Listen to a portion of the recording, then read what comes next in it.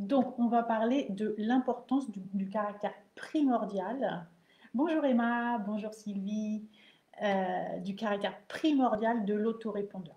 Euh, D'abord, je voudrais savoir, donc là pour l'instant vous n'êtes que deux, mais qui de vous deux a un autorépondeur déjà en place? Est-ce que c'est déjà le cas? Emma ou Sylvie, est-ce que vous avez un autorépondeur en place? Vous me le mettez, puis je vais continuer de toute façon tranquillement. Donc, euh, l'autorépondeur, qu'est-ce que c'est déjà un autorépondeur? C'est un système qui permet d'envoyer des emails de manière automatique. Ça permet de fidéliser vos prospects et de les transformer en clients.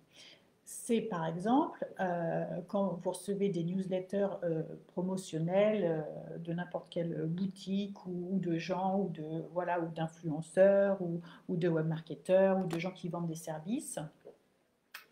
Euh, Emma pas encore, et Sylvie Mailchimp. Voilà, du coup tout à l'heure je donnerai aussi des noms d'autorépondeurs.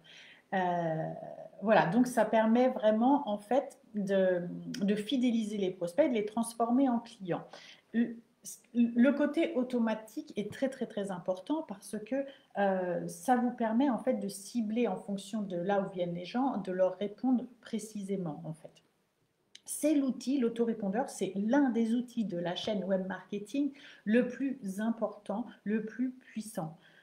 Et comment est-ce qu'on fait pour avoir... Parce que le principe, bien sûr, c'est que vous ayez dans vos... Sur votre auteur... Ah, il y a quelqu'un qui est arrivé, qui peut me mettre un petit mot, comme ça je lui souhaite la bienvenue.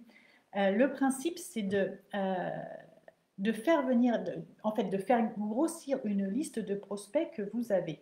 Et comment est-ce qu'on fait grossir une liste de prospects? C'est-à-dire, en fait, quand je dis ça, c'est qu'on capte les emails de ces prospects pour pouvoir ensuite leur écrire régulièrement.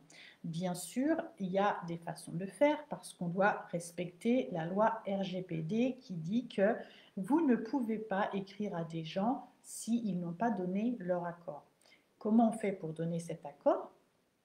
On met par exemple sur son site web un formulaire de captation d'email qui oblige, bonjour Marie, qui oblige en fait la personne à rentrer ses coordonnées, donc son adresse email. Après, vous pouvez faire le choix de demander le prénom, le nom, le téléphone, mais la chose primordiale, bien sûr, c'est de demander l'email.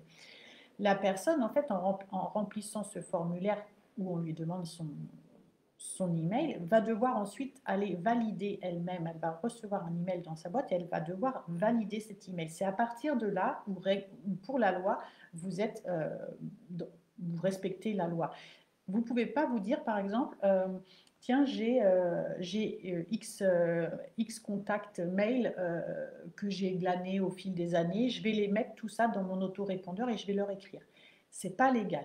Il y a des façons de faire pour faire ça.